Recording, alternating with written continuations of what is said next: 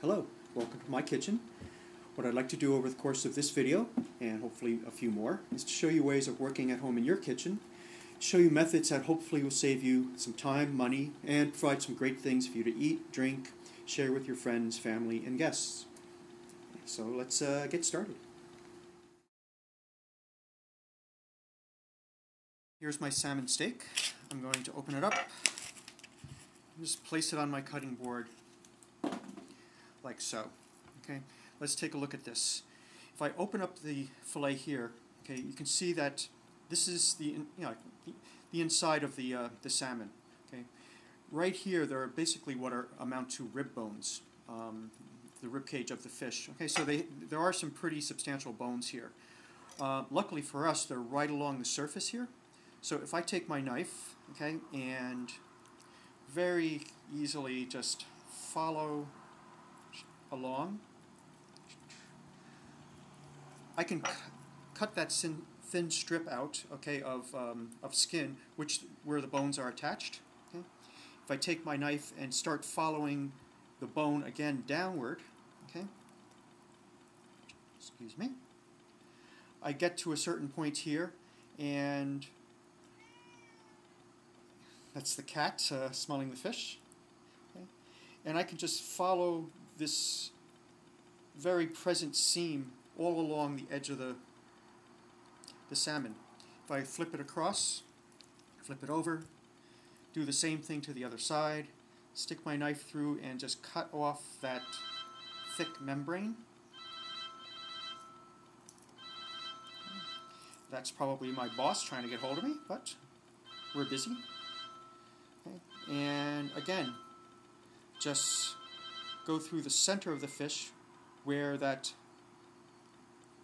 thick membrane lies, follow it, okay, till it's just about split, and then just cut the fish like that. And that's the bone, okay? Those are all the bones that were in that salmon steak. So, if I look here, oops, okay, I've got my boneless salmon steak, but it can be a little floppy to cook. Now I could cook it, I just cut it here and have these pieces individual and cook them on the grill or saute them. That'd be fine. Okay, but what I like to do is go over here and just trim off the meat away from the skin on one side. Okay, so it's like that. Place it in the center of the salmon steak. Fold this over, take my thin strip of skin, okay, roll it, and simply take a toothpick and put that through. Now I've got basically a round roulade of salmon that's ready to marinate or to set on the grill. Or what we're going to do is we're going to do something that we do here up in Canada quite a bit, is we're going to barbecue it on a cedar plank. What I like to use, okay, and again you can use whatever you want. You can purchase a marinade, but I kind of make my own little thing here. I take a little Jamaican jerk spice. I like to add a little extra ginger to mine, so you can use fresh ginger, ground it up yourself. I found this to be a very convenient product for marinating things. It's basically pureed ginger, comes in a tube, stays nicely in the refrigerator. Because I like a little bit more spice, and I like to add a little vinegar substance to my marinade. I'm just putting in a touch of jalapeno juice, and I'm going to reach over here and grab a little bit of olive oil to mine. Do that. I'm not a big fan of salt, but I do like pepper, so I'm going to add a little crushed pepper. Mix that up real nicely. Bring over my fish, and I'm just going to spread that around all over the top of my fish. Okay, I'm not too worried about the bottom of the fish because I am going to put this onto a cedar plank for cooking on my barbecue. So I won't be turning these at all once they start cooking. Okay? And this marinade will sit on the fish. I'll probably give it like about a half an hour, 20 minutes, and it'll be real flavorful. Okay. With that, I'm just going to cover it nice and tight and put it back in my refrigerator. And then have a look at my cedar plank. This is cedar plank. Okay, it's just plain cut cedar. Okay, it's not treated wood or anything. You can buy these in most good gourmet shops. Here where I live, I can actually buy them at the same place I buy my fish, in the general supermarket. Or if you can find untreated cedar wood, you can buy it from a Home Depot or a lumber yard and use that. Okay. What I'm going to have to do with this, though, since I'm going to put it onto my barbecue, is I need to soak this in water for, I usually do it for at least a half an hour. So it kind of works out well with the same amount of time that I want to marinate my fish. And I actually prepared 2 rounds of salmon when I was doing my preparation. So all I have to do is place them on the board like that. And they're nice and marinated, the wood's soaked. In the meantime, my barbecue has been heating up. Go outside to the deck. It's a little bright out, so we'll probably have some interesting adjustments to the light. Okay. Here's my grill, okay, with the top.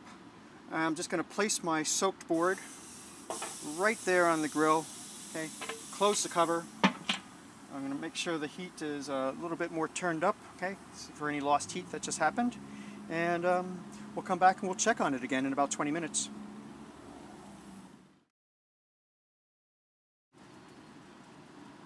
Okay, we're out here on the deck, and we're going to pop this open. You can see there's a fair amount of smoke coming out of the barbecue. If I open this up, perfect. Okay, we've got a little bit of a flame going there. That'll die away. There we go. But the fish is nice and cooked and nice and smoked. I'm going to take this, put out my fire, and bring my fish inside, and we'll plate it.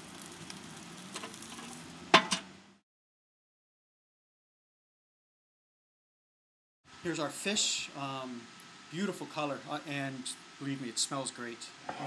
So, for my dish, what I'm going to do is, keeping in sort of a summer theme that we have here, okay, is I'm going to take a little bit of lettuce. Okay, these are baby greens. You can buy it almost any grocery store these days.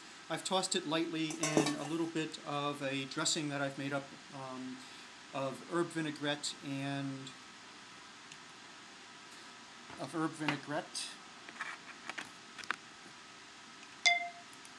Little dressing I've made up of herb vinaigrette and mango chutney. Okay, keep with our theme here.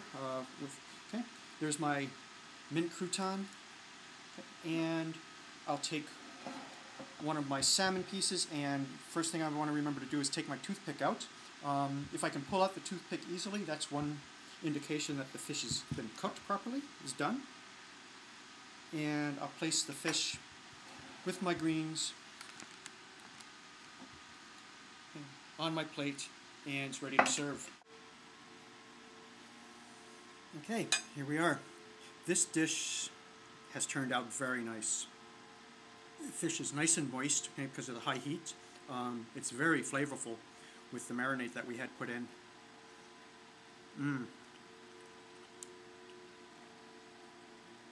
Just perfect. The baby greens go really well with it. I particularly like the dressing that I put in, but also just the lettuce themselves add the right combination of flavors, astringency to this dish. Okay. And this little crouton that we made, okay, with the olive oil and mint, actually does exactly what it was intended to. It lightens up the dish, gives it some really nice aromatics, and also a texture contrast. I'm very happy with this.